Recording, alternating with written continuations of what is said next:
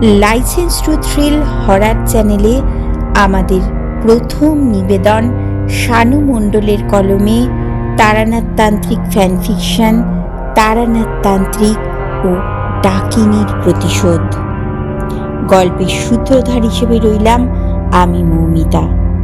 শুরু হচ্ছে শানু মণ্ডলের কলমে তারানাথ তান্ত্রিক ফ্যানফিকশন তারানাথ তান্ত্রিক ও ডাকিনীর প্রতিশোধ।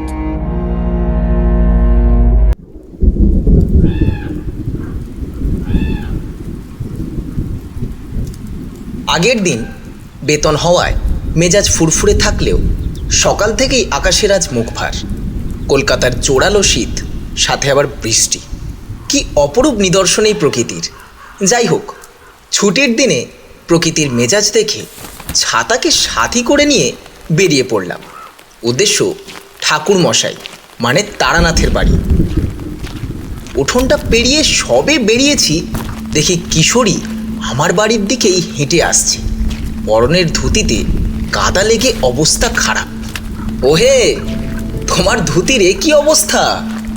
আর বলো না, হাঁটতে হাঁটতে পিছল রাস্তায় পা মুচকে গেছিল, আর কুপোকাত একেবারে। যাই হোক, তুমি কোথায় চললে? ঠাকুরমশাইয়ের বাড়ি তো? হ্যাঁ, তাই তো স্থির করেছিলাম। এই বাদলার দিনে গল্পের আসরটা ভালোই জমে, কিন্তু তোমার অবস্থা দেখে যেতে পারবে তো? বেশ, তবে যাওয়া যাক। ধুতি না হয় তারানাথের বাড়ি গিয়ে পরিষ্কার করা যাবে, তবে এই বৃষ্টি বেড়ে গেলে কিন্তু যাওয়া মুশকিল হয়ে পড়বে। তাহলে চলো বেলাবেলি বেরিয়ে পড়ি। এই বলে আমরা বেরিয়ে পড়লাম তারানাথের বাড়ির উদ্দেশ্যে মঠ লেনে।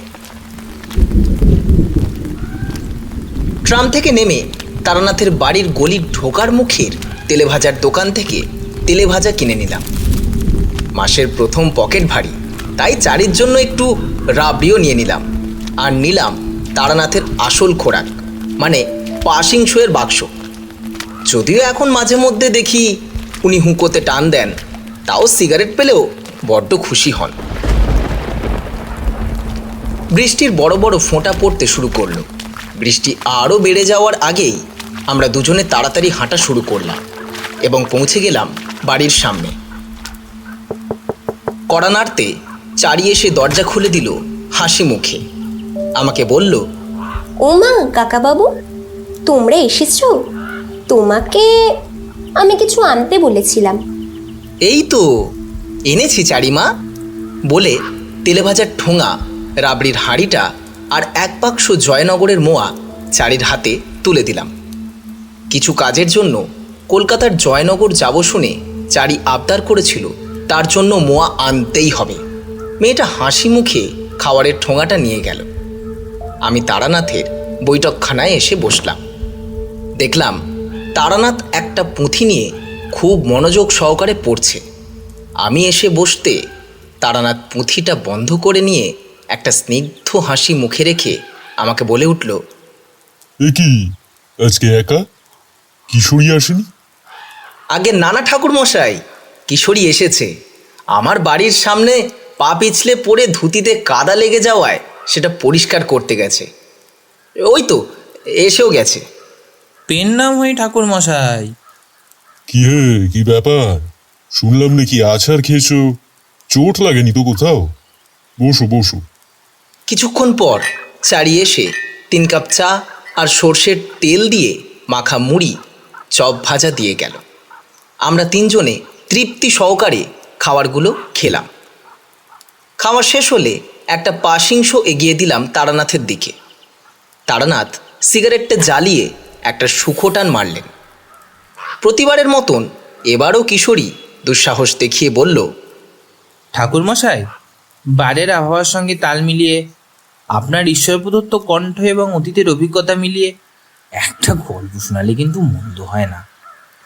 উত্তরে তারানাথ গম্ভীর কণ্ঠে বলে ওঠেন, অভিজ্ঞতা শব্দটা ব্যবহার করার পরও তো বলবে যে আমার বলা ঘটনাগুলো বাস্তবে মন গড়া কল্পনা এবং গল্প মাত্র, তাই তো? তারানাথের উত্তরের কণ্ঠস্বরটা গম্ভীর হতে দেখে আমি পরিস্থিতি সামলানোর জন্য বলে উঠলাম, আরে আপনি ওর কথা ছাড়ুন ঠাকুরমশাই, আপনি শোনান। তারানাথ সিগারেটটা নারকোল খোলায় ঠেসে দিয়ে বলা শুরু করলেন। তোমাদের আজকে যে ঘটনা আমি শোনাবো, সেই ঘটনা আজ পর্যন্ত আমার একটি বাজে স্মৃতি হয়ে মনের মধ্যে কাঁটার মতন বিঁধে রয়েছে। বলতে পারো তন্ত্র সাধনার জীবনে আমার সব থেকে বাজে অভিজ্ঞতা এটা। আর আমার পরাজয়ও ঘটেছিল বলতে পারো। তখন আমি তন্ত্র সাধনায় মন দিয়েছি, গৃহত্যাগ করেছি অনেক আগেই। ও বলে রাখি, তখন তন্ত্র সাধনায় আমার কিছু শিক্ষা অর্জন করা হয়ে গেছে। তখন আমার কাজ ছিল গ্রামে গ্রামে ঘুরে বেড়ানো আর তন্ত্র সাধনার ব্যাপারে আরও জ্ঞান অর্জন করা, আর তার জন্য গুরুদেবের সন্ধান করা। গাছতলাতেই কেটে যেত বেশিরভাগ রাত। এরকমই একদিনে একটা গ্রামে প্রবেশ করি। স্থানীয় গৃহালয়গুলি থেকে জানতে পারি এই গ্রামের নাম প্রতাপগঞ্জ। বহুকাল আগে প্রতাপ নারায়ণ, যে কিনা এই গ্রামের জমিদার ছিলেন, তার নামেই এই গ্রামের নাম। আমি পথশ্রমে পরিশ্রান্ত একটা গাছতলায় গিয়ে বসি। বসে বসে ভাবছি একটু পানীয় জল পেলে বড্ড ভালো হতো। তখনই দেখি একজন গৃহবধূ, বয়স মোটামুটি 40 বছর, আমার কাছে এসে আমার চরণ স্পর্শ করে বললেন, নমস্কার ঠাকুরমশাই, আমি বিমলা, এই গ্রামের জমিদার বাড়ির বড় বউ। কিন্তু আপনি তো এই গ্রামের বাসিন্দে নন। আমি মন্দির থেকে ফেরার পথে আপনাকে দেখতে পেয়ে এলুম। আপনি কি এই গ্রামে কারুর বাড়িতে এসেছেন? না না মা, আমি একজন পথচারী। আমি এই গাছতলাতেই রাত্রিবাস করব বলে স্থির করেছি। না না ঠাকুরমশাই, আমরা থাকতে আপনি গাছতলাতে আশ্রয় নেবেন? এটা হতে পারে না। আপনার কাছে আমার একটা অনুরোধ, আপনি যে কদিন এই গ্রামে আশ্রয় নিচ্ছেন, দয়া করে আপনি আমার বাড়িতে থাকুন অতিথি হয়ে। আমি আপনার সেবা করতে পারলে নিজেকে অনেক ভাগ্যবতী মনে করব। আমি তো মাত্র একটা দিনের জন্য এসেছি। আমি আমি এই গাছতলাতেই থাকতে পারবো। আপনাকে অনেক ধন্যবাদ মা। আমি শুধু শুধু আপনাদের বিব্রত করতে চাই না। এমনভাবে বলবেন নে, আপনি আমার পিতৃতুল্য মানুষ। দয়া করে আমাকে আপনার সেবা করার সুযোগ দিন ঠাকুরমশাই। আমি তার অনুরোধ আর ফেরাতে পারলাম না। তার সঙ্গে তার বাড়িতে উঠলাম। বাড়ির বাকি সকলে খুব সুন্দরভাবে আমাকে স্বাগতম জানালেন তাদের বাড়িতে। বিমলা জানালেন তার ছোট ছেলে একটা দুর্ঘটনায় মারা গেছে। তাদের বড় ছেলে সুবর্ণ তাদের সাথেই থাকে, আর তার স্বামী হেমনারায়ণ রায়চৌধুরী জমিদারির কিছু কাজে কলকাতায় গেছেন। আমার থাকার ব্যবস্থা জমিদার বাড়ির বারমহলে অতিথি নিবাসে করলেন। অতিথি নিবাসটি বেশ বড়। দোতলার উপরে একটা ঘরে আমার থাকার ব্যবস্থা হলো। বেশ গোছানো ঘর, সামনের জানলা দিয়ে পাশের একটা বাঁশ বাগান দেখা যায়। রাতের বেলায় খাওয়া শেষে বসে আছি, তখনই দরজায় ঠক ঠক আওয়াজ হলো। দেখি বিমলার ছেলে সুবর্ণ এসেছে। সুবর্ণ কাছে এসে আমাকে প্রণাম করে বলল, নমস্কার ঠাকুরমশাই, আমি সুবর্ণ। মা বলল আপনি এসেছেন আমাদের বাড়িতে। তার মাথায় হাত দিয়ে আশীর্বাদ করে তাকে পাশে বসতে বললাম। সুবর্ণ হেসে আমার পাশে বসে বলল, ঠাকুরমশাই, আপনাকে দেখবার পর থেকে আমার একটা প্রশ্ন জানতে ইচ্ছা করছে, যদি অভয় দেন তো বলি। নিশ্চয়ই করবে। মানে কোনো কিছু নিয়ে যদি কোনো সংশয় অথবা দ্বিধা থাকে, তাহলে সেটা তৎক্ষণাৎ পরিষ্কার করে নেওয়া প্রয়োজন। নির্ভয় বলো, তুমি কি জানতে চাও? ঠাকুরমশাই, আপনি কি তন্ত্র সাধনার সাথে কোনোভাবে যুক্ত? কেন বলো তো? আমাকে দেখে তো বোঝা যায় না যে আমি তন্ত্র সাধক। তুমি কিভাবে এটা অনুধাবন করলে? জানি না ঠাকুরমশাই, আপনাকে দেখে কেন এটা আমার মনে হলো। কিন্তু এত বিষয় থাকতে তুমি তন্ত্র সাধনার ব্যাপারে কৌতূহলী হলে কেন সুবর্ণ? সে তো বড় সহজ বিষয় নয়। না মানে ঠাকুরমশাই, আমি শুনেছি তন্ত্র সাধকরা অশরীরী আত্মার সাথে যোগ স্থাপন করতে পারেন। এটা কি সত্যি, না আমি ভুল শুনেছি? হ্যাঁ, তুমি একদমই ঠিকই শুনেছ। সিদ্ধতন্ত্র সাধকের অনেক ক্ষমতা থাকে সুবর্ণ। আপনারও সেই ক্ষমতা আছে? আমি সিদ্ধতন্ত্র সাধক নই। তাদের মতন অত উচ্চ মার্গের ক্ষমতা না থাকলেও অল্প বিস্তর ক্ষমতা আছে আমার।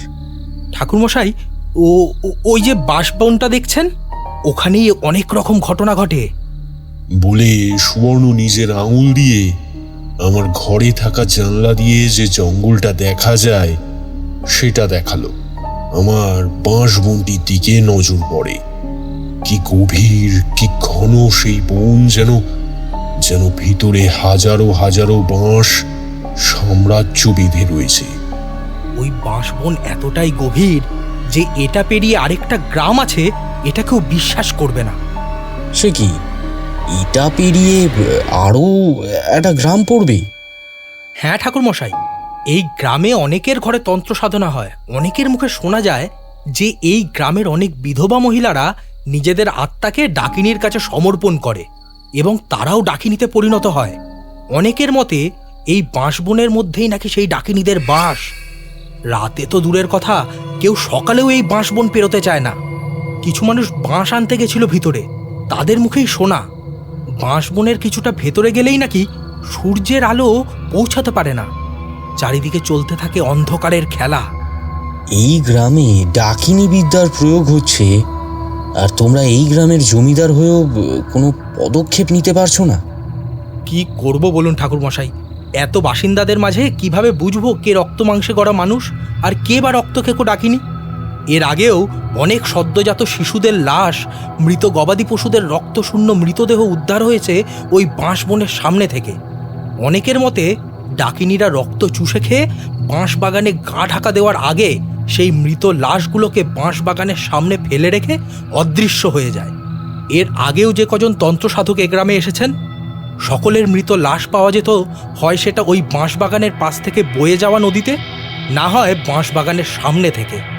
যে তান্ত্রিক বাবা শেষবারের জন্য এসেছিলেন, তার মৃতদেহ বাঁশ গাছের সব থেকে ওপরের অংশে ঝুলন্ত অবস্থায় পাওয়া গেছিল। এবার বলুন, এইগুলো যদি মানুষের ষড়যন্ত্র হয়েও থাকে, তবে কি কারুর কি এই ক্ষমতা হয় যে সে একটা লাশ বাঁশ গাছের মাথায় ঝুলিয়ে দেবে? তুমি কি চাও আমি এই সমস্যার সমাধান করি? যদি আপনি তা পারেন তাহলে খুবই ভালো হয় ঠাকুরমশাই। না হলে বোধহয় মৃতদের তালিকায় এবার আমার নাম আসবে। মানে আমি ঠিক বুঝলাম না তোমার কথা। প্রত্যেক বছরের এই মাসে আসা কৃষ্ণ অমাবস্যাতে আমাদের বংশের এক এক করে পুরুষদের মৃত্যু ঘটছে। আগের বছর নিজের ছোট ভাইকে হারিয়েছি, তার আগের বছর প্রাণের দাদুকে, তার আগের বছরে নিজের বড় কাকাকে। যেন এক মৃত্যু মিছিলের অভিশাপ লেগেছে। বলেই কান্নায় ভেঙে পড়ল সুবর্ণ। আমি জলের পাত্রটা এগিয়ে দিয়ে তাকে জল পান করতে বলে শান্ত হতে বলি। কিছুটা নিজেকে শান্ত করে সুবর্ণ আবার বলতে শুরু করে। জানেন ঠাকুরমশাই, বড় আদরের ছিল আমার ছোট ভাইটা। নিজের সন্তানের মতন ভালোবাসতাম তাকে। সেদিন সকালে আমার ফুটফুটে ভাইটার মৃত রক্তশূন্য দেহটা সেই বাঁশবনের পাশে বয়ে যাওয়া নদীর পাড় থেকে উদ্ধার করি আমি। আমার স্ত্রী মারা যাওয়ার পর ওকেই আগলে বেঁচেছিলাম আমি ঠাকুরমশাই। তোমার স্ত্রী কিভাবে মারা গিয়েছিল? প্রশ্নটা শুনে কেমন অপ্রস্তুত হয়ে সুবর্ণ বলল, গায়ে আগুন লেগে গেছিল।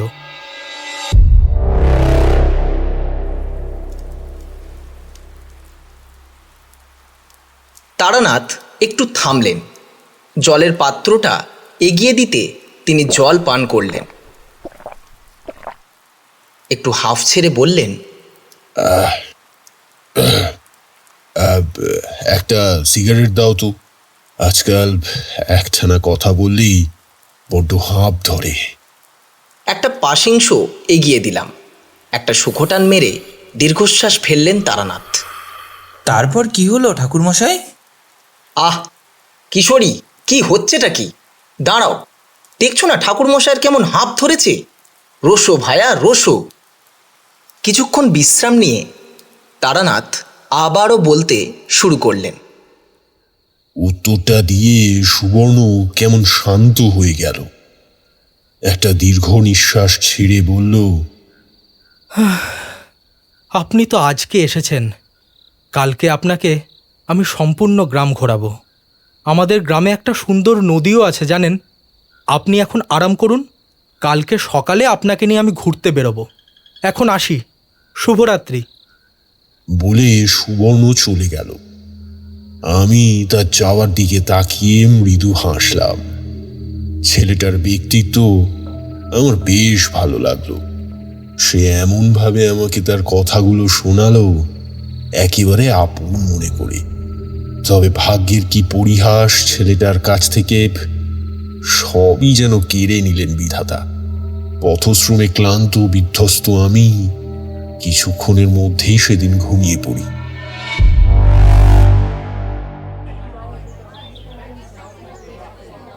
সকালে ঘুম ভাঙে নিচের চিৎকার চেঁচামেচিতে।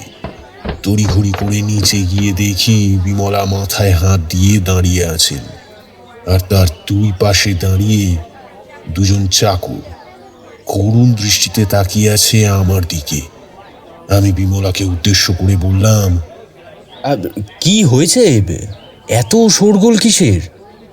আর বলবেন নে ঠাকুরমশাই, বাড়ির পোষা দুটি গরু এদের দিয়েছিলুম একটু চড়িয়ে ঘাস খাইয়ে আনার জন্যে, আর এখন নাকি ওই গরু দুটোকে খুঁজে পাওয়া যাচ্ছে না। আমি কিছু বলতে যাব, তার আগেই একজন চাকর বলে উঠল, বিশ্বাস করুন ঠাকুরমশাই, আমার ওই দুটো গরুকে বেঁধে গেছিলাম গোয়ালে, এখন আর পাওয়া যাচ্ছে না। বিমলা সেই চাকরটিকে ধমক দিতে যাবে, ঠিক তখনই বাইরে থেকে সুবর্ণ চিৎকার ভেসে আসে।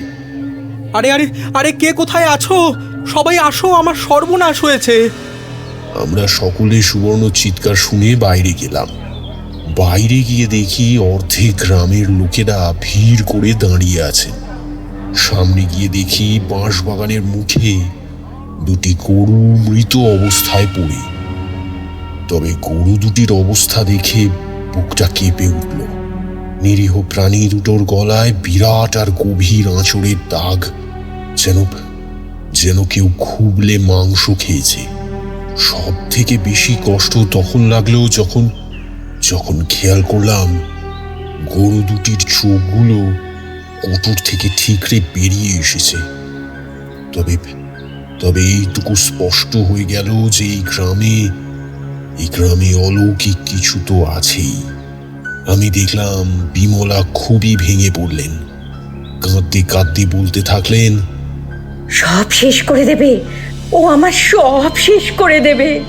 বিমলার কাঁদতে কাঁদতে মাথা ঘুরে পড়ে যাবার উপক্রম হয়। সুবর্ণ তাকে ধরে ধরে অন্দরমহলে নিয়ে যায়। আমিও বিষণ্ণ মনে বাড়ির দিকে ফিরতে যাব, ঠিক তখনই একজন আমাকে পিছন থেকে ডাক দেয়। ঠাকুরমশাই, একটু শুনবেন? ঘুরে দেখি এক মধ্যবয়স্ক ভদ্রলোক আমাকে ডাকছেন। আমি তার দিকে এগিয়ে আসতেই তিনি বললেন, নমস্কার ঠাকুরমশাই, আমি নরহরি সান্যাল, এই গ্রামের একজন বাসিন্দা। আমি লোকমুখে খবর পেয়েছি আপনি জমিদার বাড়িতে রাত্রিবাস করেছেন। নমস্কার। হ্যাঁ, মা ঠাকুরনের অনুরোধে আমি এখানে রাত্রিবাস করছি। কিন্তু কেন বলুন তো? আপনার পায়ে ধরছি ঠাকুরমশাই, আপনি এই বাড়ি এবং এই গ্রাম থেকে চলে যান। এই গ্রামে নরহরিকে আর কিছু বলতে না দিয়ে কোথা থেকে সুবর্ণ এসে নরহরির গালে খুব জোরে একটা থাপ্পড় মেরে আর চিৎকার করে বলে উঠল, তুই আবারও এসেছিস আমার পরিবার আর এই গ্রামের ব্যাপারে সমালোচনা করতে? যা যা, দূর হ। বলেই নরহরিকে সুবর্ণ একটা ধাক্কা দিয়ে সরিয়ে দিল। ধাক্কা সামলাতে না পেরে নরহরি কিছুটা দূরে ছিটকে পড়ে যায়। মুখের থুতনিতে লাগে।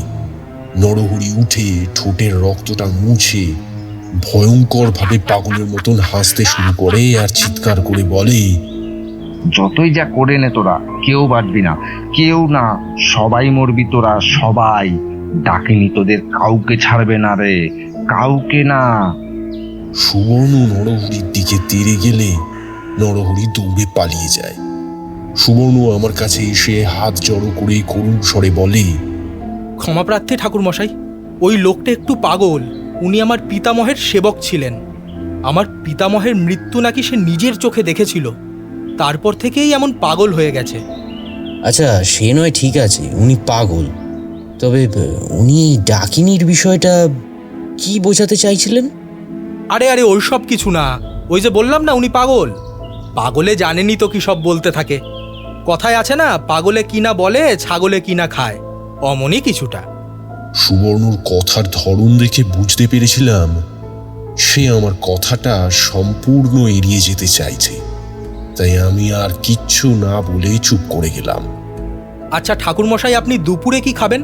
মানে আপনি কি শাকাহারী? সে যা ইচ্ছে বানিও, আমার খাওয়ার কোনো বিশেষ চাহিদা নেই, পেট ভরলেই হয়।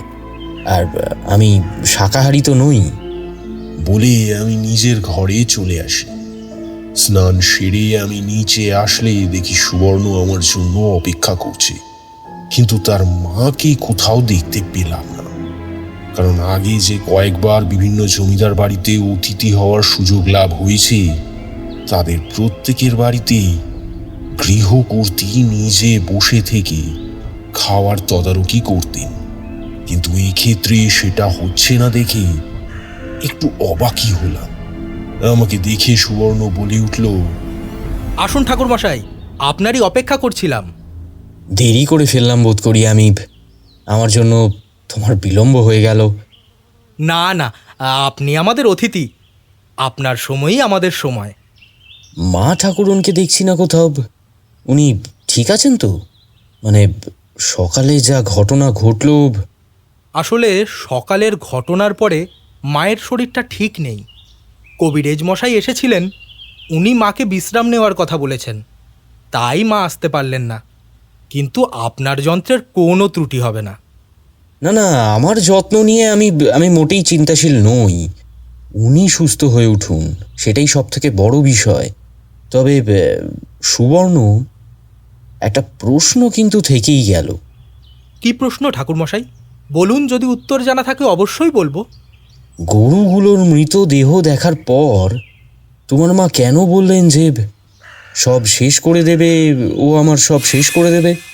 কে তোমাদের সব শেষ করে দেবে? ছোটন, মানে আমার ছোট ভাই, মারা যাওয়ার পর থেকেই মা মানসিক বিষাদের শিকার হয়েছেন। তার কাজের দিকেও ঠিক মন থাকে না ওনার। কিছুদিন আগে তো কাজ করতে করতে আরেকটু হলে তার গায়ে আগুন লেগে যেত। ভাগ্য ভালো যে আমি ওই দিন কিছু কাজের জন্য রান্নাঘরে আসতে দেখি মায়ের শাড়ির আঁচলে আগুন ধরেছে, আর মায়ের সেই দিকে বিন্দুমাত্র খেয়াল নেই। জল দিয়ে আগুন নিভিয়ে দিতে তিনি বললেন। হ্যাঁ, কি বললেন তিনি?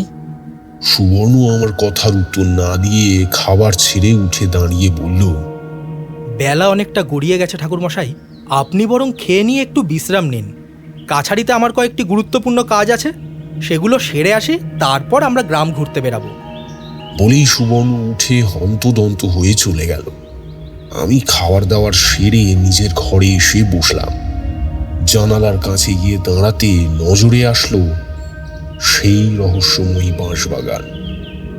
আসলেই কি ওইখানে ডাকিনীদের বাস, নাকি এইখানে লুকিয়ে আছে অন্য কোনো রহস্য? তবে একি গরু দুটোর মৃত দেহগুলি গেল কোথায়? যেইখানে গরু দুটি মরে পড়েছিল সেখানে রয়েছে শুধুমাত্র রক্তের দাগ। দেখে মনে হচ্ছে গরু দুটিকে কেউ টেনে টেনে বাঁশবনের দিকে নিয়ে গেছে। একটা টানা রক্তের ছাপ পথের মতন ঢুকে গেছে সেই ভয়ানক রহস্য দিয়ে ঘেরা ওই বাঁশবনের পথে। এইসব চিন্তা করতে করতে বাঁশবনের দিকে তাকিয়ে দাঁড়িয়েছিলাম, এমনই সময় সুবর্ণ আমার ঘরে এসে প্রবেশ করলো। বলল, চলুন ঠাকুরমশাই, আপনাকে নিয়ে একটু বেরিয়ে আসা যাক।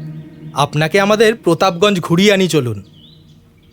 সুবর্ণর দিকে তাকাতে দেখলাম তার মুখটা সকালের ঘটনার পর থেকেই কেমন জানি ফ্যাকাশে হয়ে রয়েছে।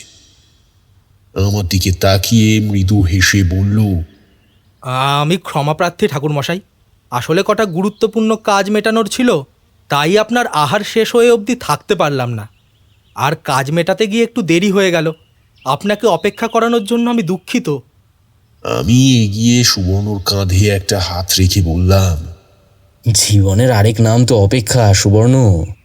কিছু কিছু সময় অনেক প্রশ্নের উত্তর দিয়ে থাকে এই অপেক্ষা, এবং কিছু কিছু সময় এই অপেক্ষায় কেউ মৃত্যুর দিকে ঝুঁকে পড়ে।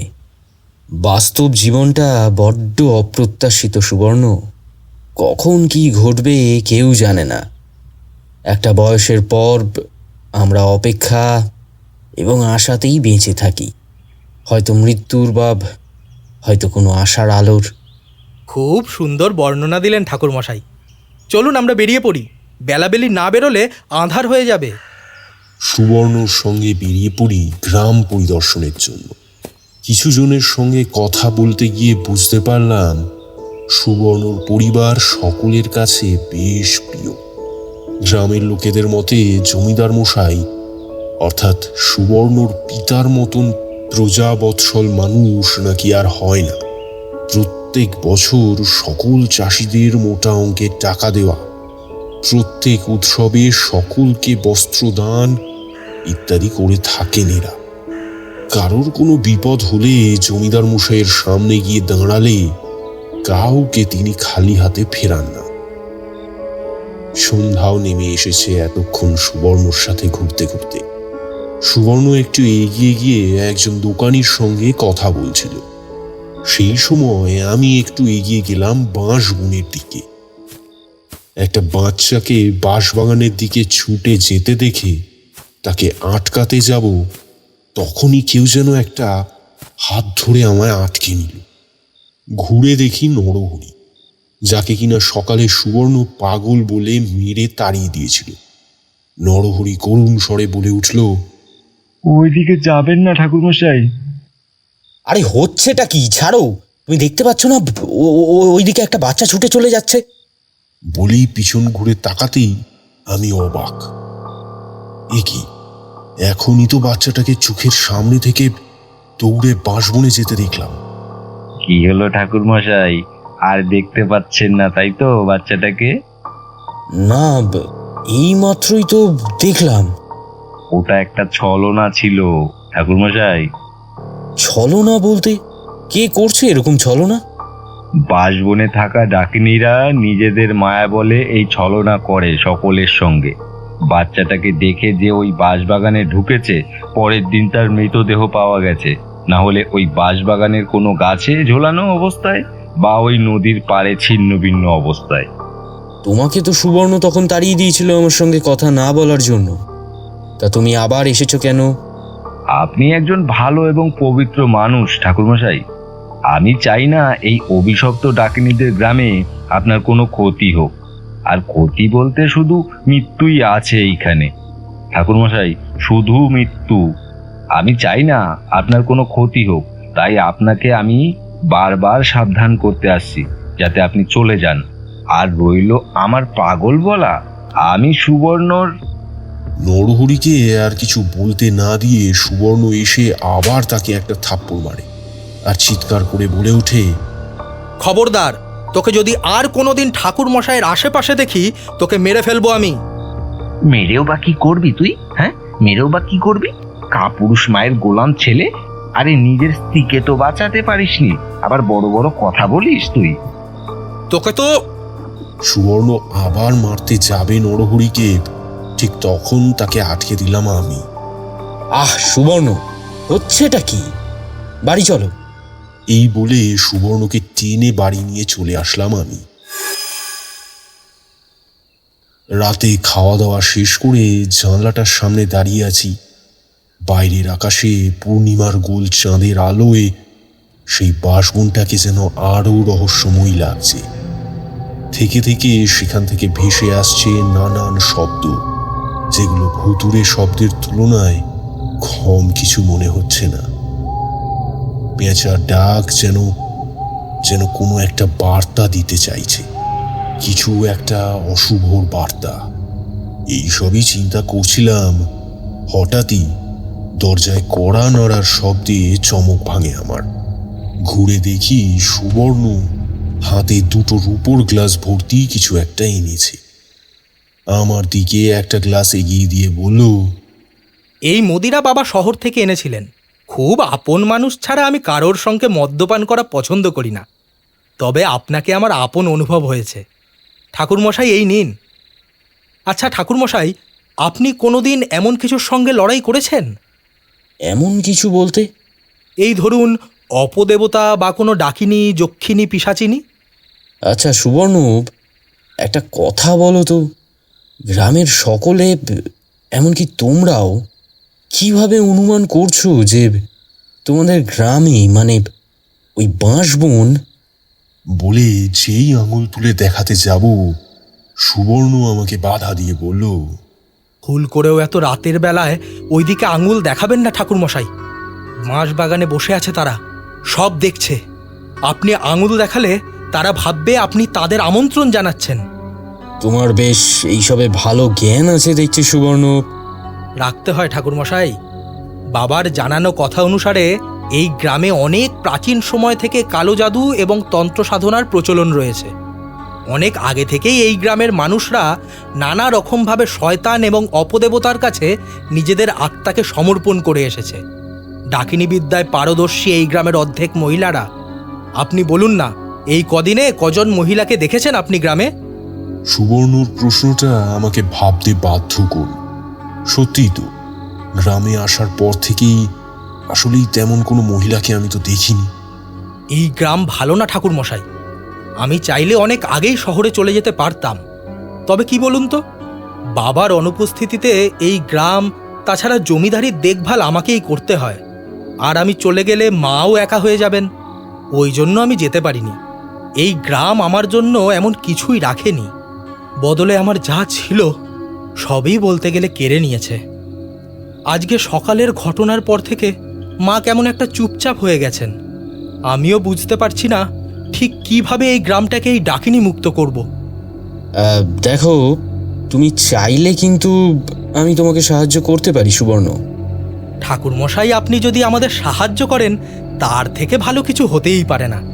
কিন্তু আপনাকে বিপদের মুখে কি করে ঠেলে দিই বলুন তো? এর আগে যেই সব তান্ত্রিকদের আনা হয়েছিল তারাও কিন্তু কিছু করতে পারেননি, বরং তারা মৃত্যুবরণ করেছিলেন। জানেন ঠাকুরমশাই, তাদের মৃত্যুর জন্য আমি নিজেকে দায়ী করি। যদি তাদেরকে সাহায্যের জন্য আমি না ডাকতাম তাহলে হয়তো আজকে তারা সুস্থ সবল এক জীবন কাটাতে পারতেন। তাই আমি চাই না আপনি এইখানে আমাদের কোনো সাহায্য করুন, কারণ আপনি আমাদের অতিথি, আর অতিথি আমাদের কাছে দেবতা তুল্য। দেখো সুবর্ণ, আমার ক্ষমতা যতটুকু, আমি একবার চেষ্টা করে দেখতে পারি। আপনি তখন বললেন না ঠাকুরমশাই যে বাস্তব জীবনটা বড্ড অপ্রত্যাশিত, কখন কি ঘটবে কেউ জানে না। একটা বয়সের পর আমরা অপেক্ষা এবং আশাতেই বেঁচে থাকি, হয়তো মৃত্যুর বা হয়তো কোনো আশার আলোর। আমিও তেমনই একটা আশার আলোর অপেক্ষায় রয়েছি। এবার ওই অপেক্ষায় হয়তো মৃত্যুও বরণ করতে পারি। যাক, কথায় কথায় অনেকটা রাত হয়ে গেল, আপনার নিদ্রাতে বিলম্ব হয়ে যাচ্ছে। বলে সুবর্ণ দুটো মদিরার গ্লাস নিয়ে টলতে টলতে চলে গেল। দেখে বুঝলাম নেশা বেশ চড়েছে তার। আমিও আর কথা না বাড়িয়ে শুয়ে পড়লাম। বহুদিনের অনভ্যাসের পর সুরাপান করেছিলাম তো, মাথাটা তাই একটু ঝিমঝিম করছিল। সকালে ঘুম ভাঙলো আবার চিৎকার চেঁচামেচিতে। আগের দিনের সেই চাকরটি এসে বলল, ঠাকুরমশাই, তাড়াতাড়ি নিয়ে চলুন, পাগলা নরহরির মৃতদেহ পাওয়া গেছে বাঁশবাগানে। আমি বাইরে এসে দেখি বাঁশবনের রাস্তার শুরুর মুখে পড়ে আছে নরহরির মৃতদেহ। তবে এবারের হত্যার পদ্ধতি আলাদা। পেটের মাঝখান বরাবর কেউ ছুরি বিধিয়ে হত্যা করেছে। কি নির্মম দৃশ্য! নরহরির খোলা দুটি চোখ এবং নাক দিয়ে রক্ত বেরিয়ে শুকিয়ে গেছে। দুটি চোখ রক্তবর্ণে পরিণত হয়েছে। আমি একটু এগিয়ে গিয়ে তার চোখ দুটো বন্ধ করে দিলাম। কিছুক্ষণ পরে নরহরির সৎকারের ব্যবস্থা করা হলো। তার বিধবা মা কাঁদতে কাঁদতে ছেলের চিতায় ছেলের মুখে আগুন দিলেন। আগুন দেওয়ার পর তিনি হঠাৎ করে জ্বলন্ত কাঠটা ফেলে দিয়ে চিৎকার করে বলে উঠলেন, কেন ভগবান, কেন আমার সঙ্গেই কেন? এর আগে তুমি আমার স্বামীকে কেড়ে নিলে, তারপর আমার ফুলের মতন মেয়েটাকে, এবার আমার শেষ বাঁচার আশাটাকেও কেড়ে নিলে তুমি আমার থেকে। সব হচ্ছে তোর জন্য, সব তোর জন্য। আমি তোকে ছাড়বো না বিমলা, আমি তোকে ছাড়বো না। বলেই নরহরির মা দৌড়ে গিয়ে হিংস্রভাবে বিমলার গলা টিপে ধরলেন। আমরা সকলে মিলে যেন নরহরির মাকে ছাড়াতে পারছি না। কেমন একটা দৈহিক বল পেয়ে গেছে যেন সে তার নিজের শরীরে। অনেক কষ্টে তাকে সরিয়ে নেওয়া হলো। যাওয়ার আগে সে চিৎকার করে বলতে বলতে গেল, যতই যা করে নে তোরা, কেউ বাঁচবি না, কেউ না, সবাই মরবি, তোরা সবাই মরবি। ডাকিনি তোদের কাউকে ছাড়বে না, কাউকে না। আবার আবার সেই কাল কৃষ্ণ অমাবস্যার রাতে জমিদার বংশের আরো এক প্রদীপ নিভে যাবে, কেউ বাঁচবি না, তোরা সবাই মরবি।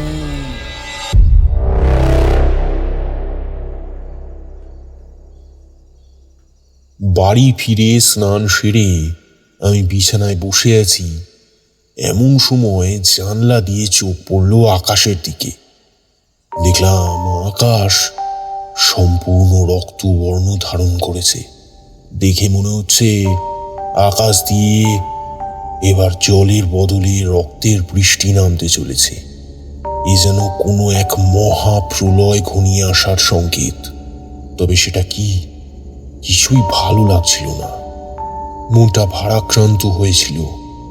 চারপাশটা কেমন যেন গুম গুম হয়ে রয়েছে। একটু খোলা হাওয়ার জন্য আমি বাড়ির ছাদে গিয়ে উঠলাম। দেখলাম যত দূর চোখ যায় শুধুমাত্র সেই বিশাল ঘন এবং রহস্য দিয়ে ঘেরা গভীর বাঁশবন।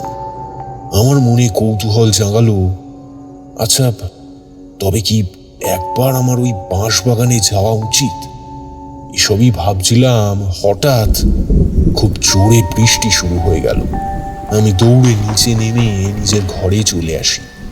দেখলাম বেশ জোরে বৃষ্টি শুরু হয়েছে এবং কিছুক্ষণের মধ্যেই সেই রক্তে রাঙা আকাশে কালো মেঘ এসে জমাট বাঁধায় বৃষ্টিটা আরো ধারালো হয়ে ওঠে। সারাদিন কিচ্ছু খাওয়া হয়নি, বেশ ক্ষুধা অনুভব করছিলাম, কিন্তু এই পরিস্থিতিতে কাউকে কিছু বলতেও পারছিলাম না।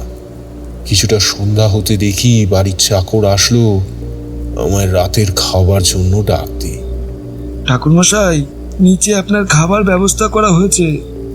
না গো, আজ আমি আর নিচে নেমে কিছু খাবো না। শরীরটা ভালো বোধ করছি না।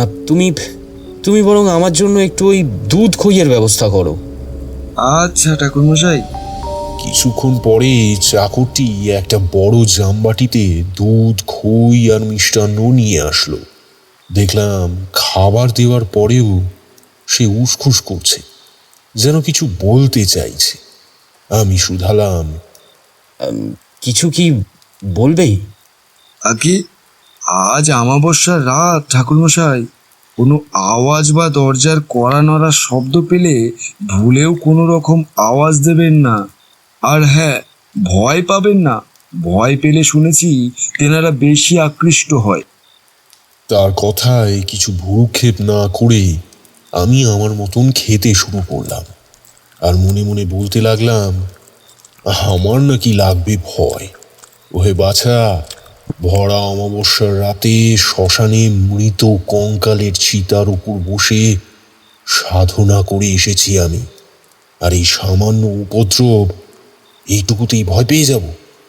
যাই হোক, খাওয়া শেষ করে আমি বসলাম কিছু পুঁথি নিয়ে, ডাকিনী বিষয়ে আরো কিছু জানতে। পুঁথিটা নিজের মনে মনে পড়তে লাগলাম। ডাকিনী বিদ্যা হলো বিভিন্ন ধরনের জাদুকরি বা অতিমানবিক ক্ষমতা নিয়ে চর্চা।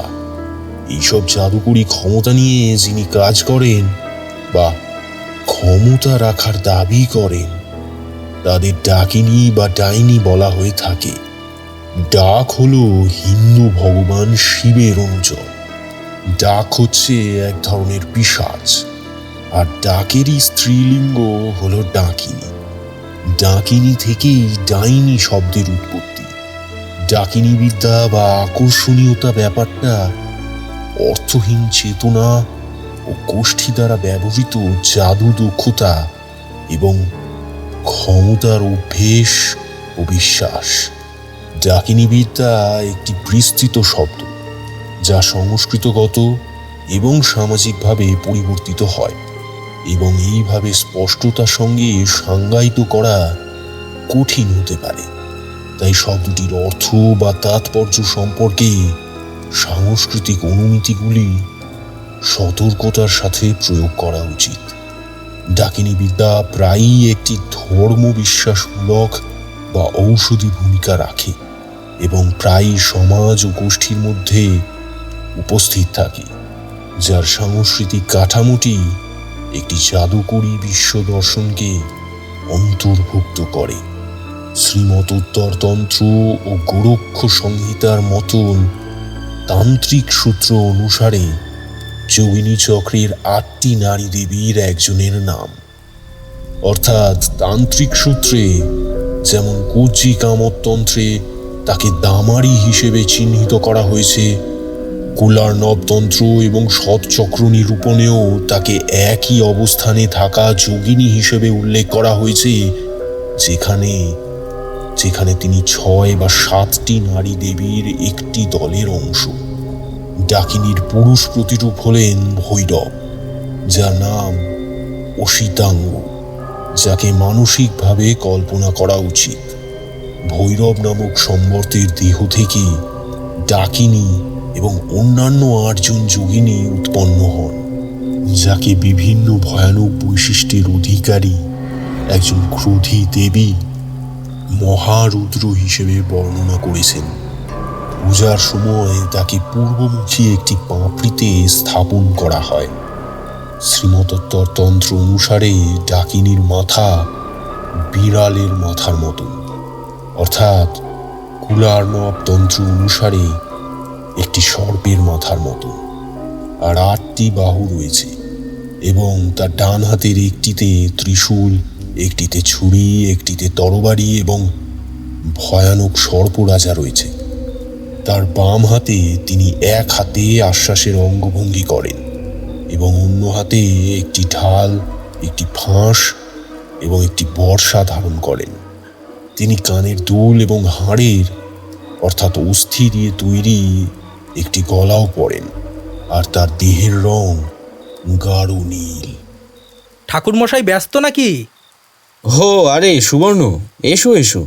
না না, ব্যস্ত নেই, এই একটু পুঁথি নিয়ে বসেছিলাম আর কি। পুঁথিটি কি বিষয়ক ঠাকুরমশাই? এই তন্ত্র বিষয়ক আর কি, ডাকিনীর বিষয়। কারণ কোনো শত্রুকে মোকাবিলা করতে গেলে তো তার সম্পর্কে সামগ্য জ্ঞান থাকাটা বিশেষ প্রয়োজন, তাই নয় কি? আমি ডাইনি বা ডাকিনী বিষয়ক কিছু না জানলেও ডাকিনী শিকার বিষয়ে আমার দাদুর থেকে জেনেছিলাম। আপনি চাইলে শোনাতে পারি। ডাকিনী শিকার? সেটা কেমন? হ্যাঁ হ্যাঁ, অবশ্যই শোনাও। ডাকিনী শিকার হলো ডাইনি খোঁজা বা ডাকিনী বিদ্যার প্রমাণ খোঁজা। তবে এর সাথে জড়িত ব্যাপারগুলো হলো নৈতিক আতঙ্ক, অনেকজনের মূর্ছা যাওয়া ও জনতার বেআইনি শাস্তি। আসলে ইতিহাসগতভাবে ঘটনাগুলো আইনগতভাবেই হয়েছিল ও দাপ্তরিক ডাকিনী বিদ্যা বিচার অনুষ্ঠিত হয়েছিল। ডাকিনী শিকারের প্রাথমিক যুগ ছিল 1480 থেকে 1700 সালের মধ্যে। সারা বিশ্বের অনেক সংস্কৃতিতেই ডাকিনী শিকার হয়ে আসছে প্রাচীন ও আধুনিক কাল জুড়ে। মানুষ কুসংস্কারে আক্রান্ত হয়ে ডাইনি ভীতিতে ডাইনিদের বা যারা ডাকিনী বিদ্যা চর্চা করে তাদের হত্যা করে আসছে অথবা বর্জন করে আসছে। ডাইনি শিকার এখনও আধুনিক সমাজে চলছে, যেখানে ধর্মীয় মূল্যবোধ ডাকিনী বিদ্যা ও গুপ্তবিদ্যা সমর্থন করে না। ডাইনি শিকার বলতে এটাও বোঝায় যে আতঙ্কজনিত কারণে আসল ডাইনি বাদে অন্য সন্দেহজনক ভুল মানুষকে খোঁজা। প্রাচীন মিশর ও ব্যাবিলনে জাদুকর ও ডাইনিদের জন্য আলাদা আইন ছিল। হামুরাবি কোড 1800 শতক খ্রিস্টপূর্বাব্দর মতে যদি একজন মানুষ আরেকজনের ওপর জাদুটোনা করে ও তা যদি প্রমাণিত না হয়, তবে যার ওপর জাদু প্রয়োগ করা হয়েছে সে পবিত্র নদীর কাছে যাবে ও নদীতে নামবে। নদী যদি তাকে ডুবিয়ে ফেলে, তবে তার বাড়ির মালিকানা পাবে ওই জাদু প্রয়োগকারী ব্যক্তি। যদি সে পবিত্র নদীতে না ডোবে, তবে ওই জাদুকরকে মৃত্যুদণ্ড দিতে হবে ও তার বাড়ির মালিকানা পাবে ওই জাদুতে আক্রান্ত ব্যক্তি। প্রাথমিক মধ্যযুগে গির্জা সরাসরি ডাইনি বিচারে যেত না, যদিও এসব বিচার গির্জার আদর্শ থেকেই এসেছে। 785 সালে চার্চ অফ প্যাডারবার্ন ডাকিনী বিদ্যা নিষিদ্ধ করে। পোপ জন ডাকিনীবিদ্যা দমনমূলক নীতি গ্রহণ করে 1320 সালে, যখন তিনি জানতে পারেন এ বিষয় সম্পর্কে। তদন্তকারী আদালত এ বিচারে জড়িত হয় 1500 শতকে, যখন দুজন মহিলা স্বীকার করেন যে তারা 1384 থেকে 1390 সালে এক প্রকারের সাদা জাদুতে অংশ নিয়েছে। প্রাথমিক আধুনিক ইউরোপে ডাইনি বিচার শুরু হয় ভালোভাবেই। 1500 শতকে ও 1600 শতকে প্রাথমিক ডাইনি বিচার শুরু হয়। তারপর মানুষের ডাইনি ভীতি কমে গেলে বিচার কমে যায়। পরে আবার 1700 শতকে এটা তুমুলভাবে শুরু হয়। খ্রিস্টান সমাজ ও সেকুলার প্রতিষ্ঠানগুলো মনে করত ডাকিনীবিদ্যা নগ্ন নৃত্য, অর্জিসেক্স ও মানুষের মাংস খাওয়া নিয়ে পালিত শয়তানি ধর্মীয় অনুষ্ঠানের সাথে ভালোভাবে জড়িত। জার্মানিতে ডাইনি শিকার শুরু হয় অনেক আগে। দক্ষিণ পশ্চিম জার্মানিতে ডাইনি শিকারের সফল বছরগুলো ছিল 1561 থেকে 1670 সাল। ডাইনিদের ধরে পুড়িয়ে মারা হতো। সারা ইউরোপে প্রায় 12,000 ডাইনি বিচারের ঘটনা ঘটেছিল। প্রায় 40,000 থেকে 1 লক্ষ লোক এসব বিচার সম্পাদন করেছিল। 1800 শতকে এ ধরনের অভ্যাস কমে যায়। ইংল্যান্ডে শেষ ডাইনি শিকারের ঘটনা ঘটেছিল 1682 সালে। 1712 সালে জ্যানি ওয়েনহ্যাম ছিল প্রথাগত ডাইনি বিচারের শেষ ঘটনা, যেখানে সে ক্ষমা চায় তার কৃতকর্মের জন্য ও মুক্তি পায়। এতক্ষণ মন্ত্রমুগ্ধের মতন শুনছিলাম সুবর্ণ তোমার কথাগুলো। তোমার বিশ্লেষণ করার দখল দেখে আমি প্রসন্ন হলাম। যা বুঝলাম, তোমার দাদুর বলা ডাকিনী শিকার বিষয়টা পুরো গুলে খেয়েছো তুমি। এত সুন্দরভাবে বিশ্লেষণ করলে, বাহ, খুব সুন্দর। ধন্যবাদ ঠাকুরমশাই।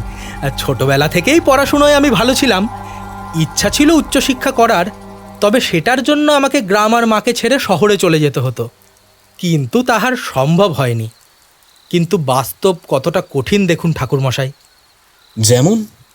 এই যে দেখুন না, এত কিছু জেনেও আমি কিছুই করতে পারছি না। চোখের সামনে একের পর এক মৃত্যু ঘটেই যাচ্ছে, আর আমরা হাতের ওপরে হাত রেখে খালি বসে আছি। হ্যাঁ, যোগ্য হয়েও আমরা কিছু করতে পারছি না।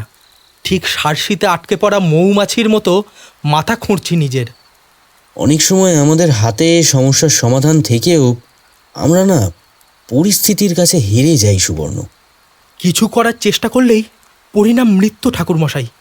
তাই কিছু করার কথা মাথায় আনাটা ঠিক নয়। যাই হোক, অনেক রাত হলো, আপনি বিশ্রাম নিন। না জানি আবার কালকে কার মৃত্যু দেখতে হয়। তবে হ্যাঁ, যেটা বলার আপনাকে, আজকে অমাবস্যার রাত, আর পৌরাণিক বিশ্বাস অনুসারে অমাবস্যার রাত অন্ধকার এবং এই সময়টি নেতিবাচক শক্তির আধিক্য থাকে। বিশেষ করে অমাবস্যার দিনে রজ এবং তমগুণের প্রাধান্যের কারণে এই তিথিকে আরও কার্যকর বলে মনে করা হয়। এই দিনে নেতিবাচক শক্তি, ভূত এবং অতৃপ্ত আত্মারা এই পৃথিবীতে ঘুরে বেড়ায় এবং মানুষের অপূর্ণ ইচ্ছা পূরণের জন্য তাদের চারপাশে আসতে পারে। এই কারণেই এটি ভূতড়ী অমাবস্যা নামে পরিচিত। চন্দ্রের প্রভাবের কারণে মনের অবস্থাও কঠিন হয়ে ওঠে এই দিন, যার কারণে এই শক্তিগুলি কার্যকর হতে পারে বেশি করে। তাই সাবধানে থাকবেন। কেউ দরজায় এসে কড়া নাড়লে সারা শব্দ দেবেন না, এবং হ্যাঁ, ওই জানালাটা বন্ধ রাখবেন। আপনার নাম ধরে যতক্ষণ না কেউ 3 বারের বেশি ডাকছে ততক্ষণ সাড়া দেবেন না। এত মৃত্যু ঘটেছে এই বাড়িতে যে অমাবস্যার রাতগুলিতে তাণ্ডব হয় এই বাড়িতে। তাই প্রত্যেককেই সাবধানবাণী দেওয়া, যাতে তারা সুরক্ষিত থাকে। আশা করছি আমার কথা আমি আপনাকে বোঝাতে পেরেছি। বেশিক্ষণ না জেগে ঘুমিয়ে পড়ুন, কালকে সকালে আবার কথা হবে। শুভরাত্রি। এই বলে সুবর্ণ আমাকে বিদায় জানিয়ে আমার ঘরে দরজা ভেজিয়ে চলে যায়। আমি উঠে দরজায় খিল দিয়ে জানলার দিকে তাকাতে বুঝলাম বাইরে বৃষ্টির তীব্র আকার ধারণ করেছে। জানলাটা বন্ধ করতে গিয়ে আমার চোখ আটকে যায় বাড়ির বাইরের দালানে। আমি যেন নিজের চোখকে বিশ্বাস করতে পারছি না। এ আমি কি দেখছি? এই তীব্র বৃষ্টির মধ্যে বাড়ির দালানে দাঁড়িয়ে রয়েছে নরহরি। হ্যাঁ, নরহরি, যাকে কিনা আজকে সকালে দেহাগ্নি হতে দেখেছি নিজের চোখে। নরহরির চোখ দুটিতে যেন আগুন জ্বলছে। হিংস্র নজরে সে আমার দিকে তাকিয়ে হাসছে। আমি তাড়াতাড়ি জানলাটা বন্ধ করে বিছানায় বসে পড়ি। পড়ে থাকা জলের পাত্রটা থেকে পুরো জলটা এক ঢোকে শেষ করে হাঁপাতে থাকি। আমি বাইরে যেটা যেটা এখনই দেখলাম, ওটা ওটা কিভাবে সম্ভব হতে পারে, ওটা কিভাবে সম্ভব হতে পারে এইসব ভাবছিলাম। তখনই দরজায় খুব জোরে কেউ ধাক্কা মারতে শুরু করে। সেটা কানে আসতেই শরীরে একটা উষ্ণ স্রোত খেলে যায়। আমি শুনতে পাই মৃত নরহরি বাইরে থেকে দরজা পেটাচ্ছে আর চিৎকার করে বলছে, ঠাকুরমশাই, ঠাকুরমশাই, দরজাটা খুলুন, আমার আপনার সঙ্গে কিছু কথা আছে, দরজাটা খুলুন। কথাটা শেষ করে নরহরি একটা ভয়ানক হাসি হেসে বলে সেই কথাটা। যতই যা করে নে তোরা, কেউ বাঁচবি না, কেউ না, সবাই মরবি, তোরা সবাই। ডাকিনি তোদের কাউকে ছাড়বে না রে, কাউকে না।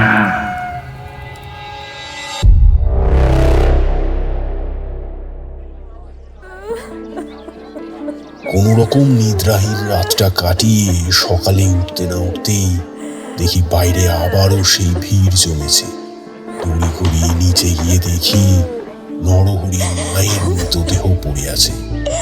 কি যে হচ্ছে গ্রামে, একের পর এক মৃত্যু ঘটেই যাচ্ছে। এবার বোধ হয় গ্রামটা ছেড়ে দিতে হবে। আহা, আরে আরে বাবা, এই সমস্ত কথাবার্তা এখন বাদ দিয়ে এই মৃতদেহ সৎকারের ব্যবস্থা করা হোক না আগে।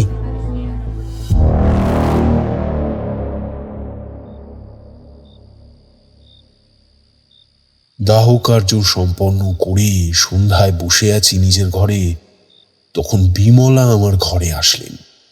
সে এসে আমাকে প্রণাম করতে আমি তাকে জিজ্ঞেস করলাম, এখন শরীর ঠিক আছে মা ঠাকুরন? একটু স্বাভাবিক ঠাকুরমশাই, তবে এবার মনে হয় অসুস্থ হওয়ার জন্য এই শরীরটাও আর থাকবে না। নিজেকে শক্ত করুন মা ঠাকুরন, এমনভাবে দুর্বল হয়ে পড়লে হবে না।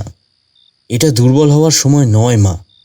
জমিদার বংশের বড় বউ হয়েও নিজের চোখের সামনে এতগুলো মৃত্যু দেখেও আমি কিছুই করতে পারছি না ঠাকুরমশাই। আচ্ছা আচ্ছা, কোনোভাবে নিজের জীবনের বলিদানের বদলে এটাকে মেটানো যায় না ঠাকুরমশাই? না, বলিদানই যদি এটা মিটে যেত তাহলে হয়তো এত মৃত্যু দেখতে পাওয়া যেত না। কাল সেই ভয়ঙ্কর তিথি আসছে, না জানি কালকে কি সর্বনেশ অপেক্ষা করে আছে। কালকেও আমার বংশের কোনো প্রদীপ নিভে যাবে। আপনি আপনি আপনি শান্ত হন মা, এসব চিন্তা করে নিজের শরীরকে কষ্ট দেবেন না। একটু বিশ্রাম করুন আপনি। মৃত্যু জীবনের কত সত্য ঠাকুরমশাই, ওটাকে কেউই এড়িয়ে যেতে পারবে না। শুভরাত্রি।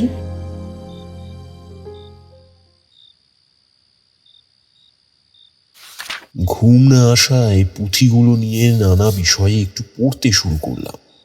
কিছুটা পড়ার পরই বাইরে থেকে কারোর ফিসফিস করে কথা বলার আওয়াজ পাই। সাহস করে জানলার কাছে গিয়ে বাইরের দৃশ্য দেখতেই আমার চোখ কপালে উঠে যায়। বাড়ির দালানে আজকে শুধু নরহরি নয়, বরং তার সঙ্গে আজকে সকালে মারা যাওয়া নরহরির মা এবং একজন লাল শাড়ি পরা মহিলা দাঁড়িয়ে আছে। আমি একটু সরে আসতে গেলে আমার হাত লেগে জলের পাত্রটা পড়ে যায়। দেখলাম আমার জানলার সামনে এসে দাঁড়িয়ে আছে সেই লাল শাড়ি পরা মহিলাটি। সারা শরীরে যেন আগুন ঝলসে গেছে, চোখের জায়গায় জ্বলছে আগুন। আমার দিকে ক্রুদ্ধ দৃষ্টিতে তাকিয়ে আমার গলা টিপে ধরে সে, আর দাঁত চিপে বলতে শুরু করে, তোর কি মনে হয় তুই আমার হাত থেকে এই বংশকে বাঁচাতে পারবি? ঠিক যেমন ভাবে এই বাড়ির ছোট ছেলেকে মেরেছিলাম ওই রকম ভাবে তোকেও শেষ করে দেব আমি। আর তোর যদি মনে হয় তুই এদেরকে বাঁচিয়ে নিবি, তাহলে লাগিয়ে নিস নিজের তন্ত্র মন্ত্রের যত জোর আছে। কালকেই এই বাড়ির আরো 2টো প্রদীপ নিভিয়ে দেব আমি। বলেই সে আমাকে খুব জোরে দেওয়ালে ছুঁড়ে মারে। কিন্তু আমি বীজ মন্ত্র জপতে থাকায় সে আমার কোনো রকম কোনো ক্ষতি করতে পারে না। নিষ্ফল আক্রোশে তাই আমাকে সজোরে ছুঁড়ে ফেলে। আমি দেখতে থাকি সেই ডাকিনীর হিংস্র চাহনি আর মুখে লেগে থাকা সেই ভয়ানক হাসি।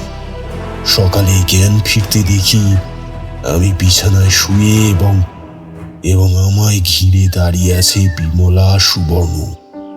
এত হিংস্রভাবে ক্ষত কোনো অশরীরী ছাড়া কেউ করতে পারবে বলে আমার মনে হয় না। কবরেজ মশাই এসে দেখে কিছু ওষুধ দিয়ে গেছেন। ঠাকুরমশাই, সময় মতো ওষুধ আর পথ্য নেবেন। খুব তাড়াতাড়ি আপনি সম্পূর্ণ সুস্থ হয়ে উঠবেন। আপনার মাথার পিছনের চোট তেমন গুরুতর নয়। কবিরাজ মশাই পরীক্ষা করে দেখেছেন। আমি ঠিক আছি সুবর্ণ, আমাকে নিয়ে চিন্তা করো না। কবরেজকে ডাকার কোনো দরকার ছিল না। মা ঠাকুরন, আপনি কাঁদছেন কেন? আমি এখন একদম সুস্থ আছি। এইসব আমার জন্য হয়েছে ঠাকুরমশাই। আপনাকে যদি আমার বাড়িতে আমি না নিয়ে আসতুম তাহলে আজকে এতটা ক্ষতিগ্রস্ত আপনাকে হতে হতো না। আমাকে ক্ষমা করুন ঠাকুরমশাই। আপনার কোনো দোষ নেই। আমি আপনার কথা এখানে অতিথি হয়ে এসেছি ঠিকই, কিন্তু আপনারা তো আমাকে আর জোর করে আটকে রাখেননি। আমি তো এখান থেকে চলে যেতেই পারতাম। এইসব কিভাবে হলো ঠাকুরমশাই, দয়া করে সবটা বলুন আমাকে। আমি এরপর আগের দিন রাতে ঘটা সব ঘটনা সুবর্ণকে খুলে বলি। সুবর্ণ সবটা শুনে আমার পা ধরে কাঁদতে শুরু করে দিল। আমার আর আমার বংশের ওপর কৃপা করুন ঠাকুরমশাই।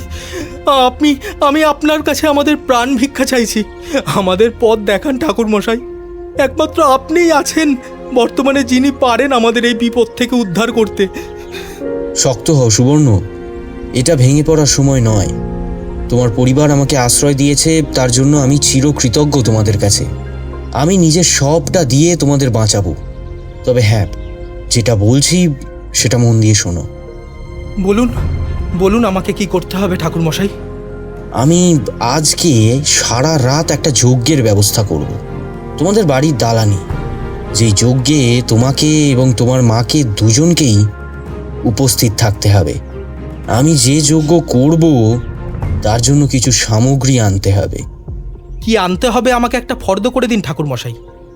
তবে শোনো, কাকের বাসা আছে এরকম বেলগাছ থেকে কিছু বেল কাঠ আনবে, দুটো শোল মাছ আনবে, আর দেখবে শোল মাছগুলো যেন জীবন্ত থাকে।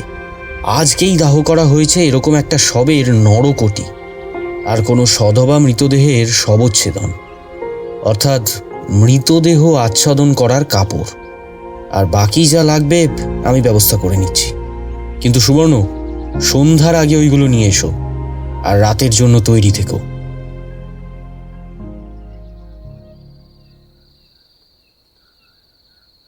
দেখতে দেখতে রাত ঘনিয়ে এলো।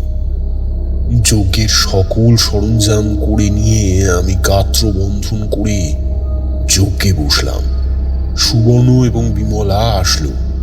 আমি তাদের গায়ে গঙ্গা জল ছিটিয়ে তাদেরকে আসন গ্রহণ করতে বললাম।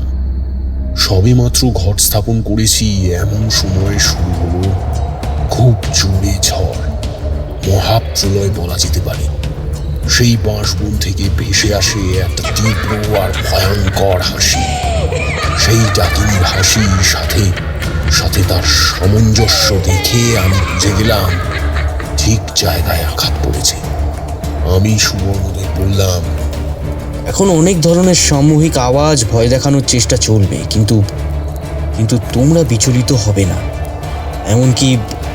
এমনকি তোমাদের মৃত আত্মীয়দের আওয়াজও হয়তো শুনতে পেতে পারো, কিন্তু খবরদার সাড়া দেবে না, কারণ এই সব ডাক কোনোটাই আসল নয়। ওই ডাকে সাড়া দিলে আমার পক্ষে তোমাদের রক্ষা করা আর সম্ভব হবে না। আপনি যেভাবে বলবেন আমরা সেইভাবেই চলবো ঠাকুরমশাই। কিছুক্ষণ পরেই হঠাৎ একটা বাচ্চা ছেলের তীব্র কান্নার আওয়াজ শোনা যায়। সে কাঁদতে কাঁদতে বলছে, মা মা আমাকে বাঁচাও মা, আমাকে এই বাড়িবনে বন্দি করে রেখেছে মা। এটা তো আমার নিমাইয়ের আওয়াজ। বাহ! কি কিন্তু আমার সাবধান বাণী মনে পড়াতে নিজেকে সামলে নেন তিনি। আমি আবার যজ্ঞে মন দিলাম। সেই নলকটির ভিতরে কারণ ঢেলে দিলাম, সেই কারণের ভিতরে চুবিয়ে দিলাম সেই সব সাধনের কিছুটা অংশ। তারপরে সেটা দিলাম যজ্ঞের আগুনে। যজ্ঞের আগুনের শিখা মুহূর্তে লকলক করে জ্বলে উঠল। আমি জোরে জোরে শুরু করলাম মন্ত্রোচ্চারণ। মুহূর্তের মধ্যে দেখলাম বাড়ির সদর দরজায় এসে দাঁড়িয়েছে সেই লাল শাড়ি পরা ডাকিনী, আর আমার দিকে ক্রুদ্ধ দৃষ্টিতে তাকিয়ে আছে। আমি সেই দিকে আর না তাকিয়ে পুরোপুরি মনোনিবেশ করে নিজের যজ্ঞ চালিয়ে যাই। সবে দুটি শোল মাছকে পুড়িয়ে তাদের আহুতি নিবেদন করেছি, ঠিক এমন সময় চারিদিকের বাতাসে একটা প্রবল ঘূর্ণির সৃষ্টি হলো, এবং সেই হাওয়াতে আমার যজ্ঞের আগুন নিভে আসতে লাগলো ধীরে ধীরে। সেই সময় আবার শোনা যায় সেই তীব্র ভয়ঙ্কর হাসি।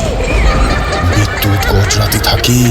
সেই বিদ্যুতের আলোতে দেখি আমাদের সামনে থেকে বিমলা যেন কোথায় চলে গেছে।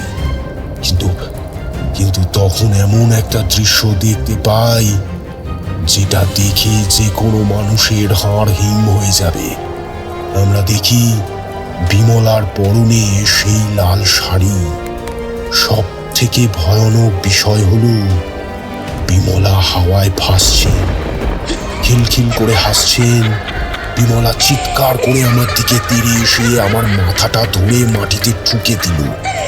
আর এটা দেখে সুবর্ণ পালাতে গেলে সে তাকেও ধরে মাটিতে আছাড় মারে।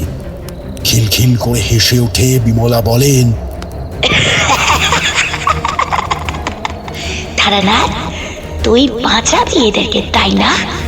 কিন্তু বাঁচানোর আগে এদের করে আসা পাপগুলো শুনবি না? শোন তাহলে। আমার নাম নীলাক্ষী। এই বংশের বড় ছেলে, মানে সুবর্ণর স্ত্রী আমি।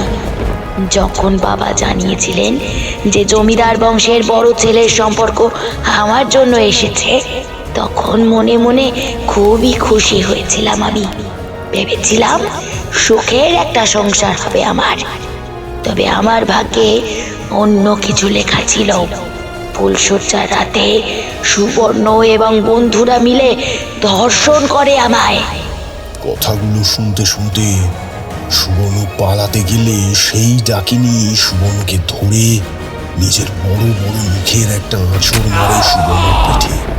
সুবর্ণ মাটিতে পড়ে যন্ত্রণায় ছটফট করতে থাকে। কোথায় যাবি? কত দূর যাবি তুই? আজকে তোর মৃত্যু আমার হাতে। তোর সব অত্যাচারের প্রতিশোধ আজ আমি নেব। কেউ তোদের বাঁচাতে পারবে না।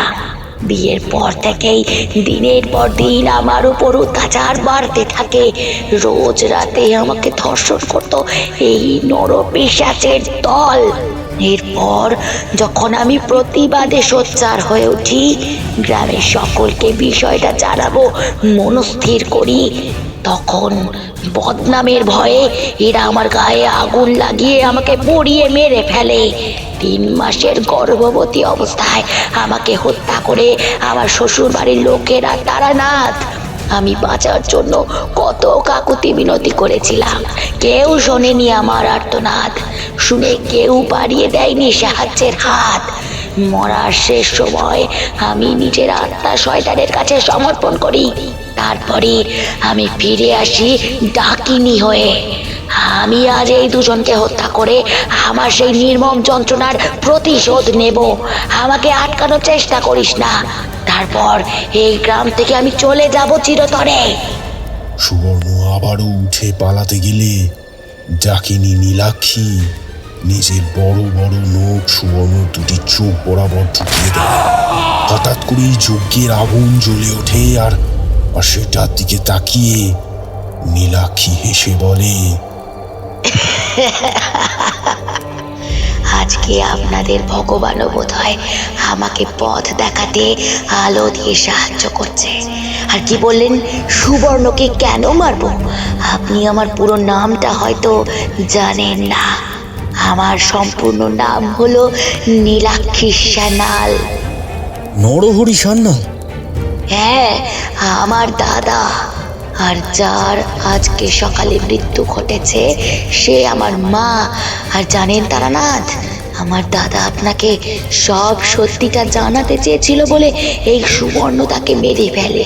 এবং আমার মা সবটা জানতে পারলে সে যখন এই পুরো বংশের মুখোশ গ্রামবাসীদের সামনে খুলতে চেয়েছিল, এই জানোয়ার তাকেও মেরে ফেলে।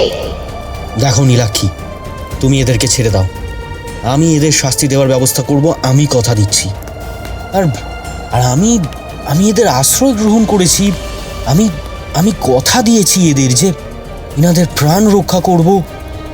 আপনি একজন ভালো সাধক তারানাথ, তবে আপনার এই অনুরোধ আমি রাখতে পারবো না। বলে নীলাক্ষী বিমলার দেহ থেকে বেরিয়ে আসলো এবং ভয়ঙ্কর অট্টহাসি দিয়ে বলল, আজকে আমি নিজের হাতে এই বংশের সমাপ্তি ঘটাবো। কাউকে ছাড়বো না, কাউকে না। আস্তে আস্তে বিমলার জ্ঞান ফিরে আসে। সে চমকে উঠে নীলাক্ষীকে দেখে। তুই কি ভেবেছিলিস আমাকে মেরে ফেললে তোরা শান্তিতে থাকবি? কিভাবে ভাবিস যে আমি তোদের ছেড়ে দেব? এবার দেখ, তোরই চোখের সামনে তোর বংশের শেষ প্রদীপ কিভাবে নেভাই আমি। আর তার জন্যই তোকে এখনো জীবন্ত রেখেছি আমি, যাতে এই শোক পেয়ে তুই মরিস। নীলাক্ষী সুবর্ণর দিকে এগিয়ে গেলে আমি নীলাক্ষীর সামনে গিয়ে দাঁড়াই। নীলাক্ষী আমাকে বলে ওঠে, তারানাথ, আমার প্রতিশোধের পথে বাধা হবেন না। আপনাকেও আমি শেষ করে দেওয়ার ক্ষমতা রাখি। সরে যান সামনে থেকে। না না না নীলাক্ষী, না। এই এই এই পরিবার আমাকে আশ্রয় দিয়েছেন, তাই তাই এই পরিবারের রক্ষা করতে হলে আমার যদি প্রাণও যায় তবেও আমি পিছু পা হব না। নীলাক্ষী, না। বেশ তারানাথ, তবে সেটাই হোক। তবে হ্যাঁ, আমি আপনাকে ক্ষতি করব না, কারণ আপনি একজন ভালো মানুষ। তবে যেহেতু আপনি আমার প্রতিশোধ নেওয়াতে বাধা সৃষ্টি করেছেন, তাই আপনাকে আমি সরিয়ে দেব নিজের পথ থেকে। এই বলে নীলাক্ষী চিৎকার করে নিজের বড় বড় নখ দিয়ে আমার হাতে একটা আঁচড় মেরে আমাকে দূরে ছুঁড়ে ফেলে দেয়। আমি নিজের চোখে দেখি নীলাক্ষী নিজের বড় বড় নখগুলো সুবর্ণর গায়ে আটকে সুবর্ণকে আঁচড়ে মারছে। আর চারিদিকে ছড়িয়ে পড়ছে রক্ত আর রক্ত। একটা সময় সুবর্ণ দেহ নিথর হয়ে গেলে একটা পৈশাচিক চিৎকার করে নীলাক্ষী সুবর্ণর শরীরটা মাঝখান থেকে ছিঁড়ে সেই রক্তে স্নান করে ফেলে। বিমলা দেবী উঠে পালাতে গেলে তার মাথা বরাবর একটা থাবা মারে নীলাক্ষী। আমি দেখি সেই মুহূর্তেই বিমলার মাথা তার শরীর থেকে আলাদা হয়ে যায়। বিমলার মস্তকহীন দেহটা কিছুটা দূরে গিয়ে পড়ে যায়। আর সেটা দেখে নীলাক্ষীর প্রেত পৈশাচিক আনন্দের হাসি হাসতে থাকে। আমি এই দৃশ্য দেখতে পারি না। আঘাতে অনেকটাই যন্ত্রণা শুরু হয়েছে। চোখ দুটো আস্তে আস্তে নিভে আসছে আর আমি অজ্ঞান হয়ে যাই।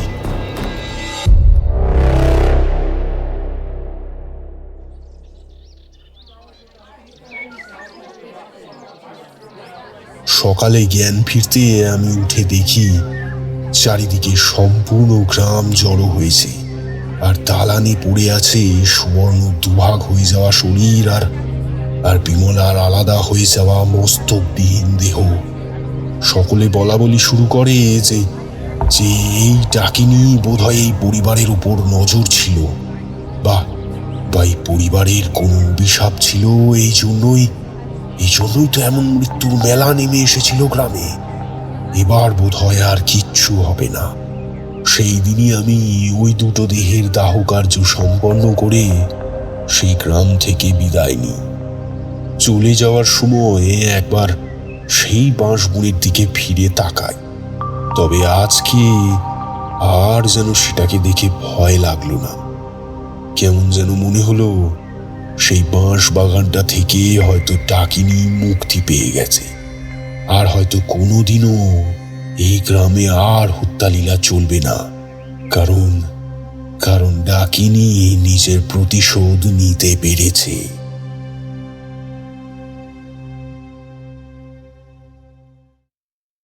এতক্ষণ তোমরা শুনলে শানু মণ্ডলের কলমে তারানাথতান্ত্রিক ফ্যান ফিকশন তারানাথ এবং ডাকিনীর প্রতিশোধ। বিভিন্ন চরিত্রে যারা রূপদান করেছে তারা হলো, তারানাথের ভূমিকায় ছিল দেবায়ন, কথকের ভূমিকায় ছিল তনয়, কিশোরী হয়েছে শুভ্রজ্যোতি, সুবর্ণর চরিত্রে অভিনয় করেছে নীলাশিস, নীলাক্ষীর ভূমিকায় ছিল পিয়ালি, চাকর এবং নরহরির ভূমিকায় ছিল সম্রাট, চারি এবং বালকের ভূমিকায় ছিল অনুষ্কা, বিমলা এবং বিধবা মায়ের চরিত্রে অভিনয় করেছি আমি মৌমিতা। কেমন লাগলো আজকে আমাদের নিবেদন? অবশ্যই কমেন্টসের মাধ্যমে জানিও। তোমরা আমাদের লাইসেন্স টু থ্রিল হরার চ্যানেলের যে sister channel licence to thrill চ্যানেলটিকে যে পরিমাণ ভালোবাসা দিয়েছো, আমরা আশা করব তোমরা এই নতুন চ্যানেলটিকেও সেরকম ভালোবাসা দেবে। যদি আমাদের কাজ ভালো লাগে একটু সাবস্ক্রাইব করে দিও। সকলে খুব ভালো থেকো, সুস্থ থেকো।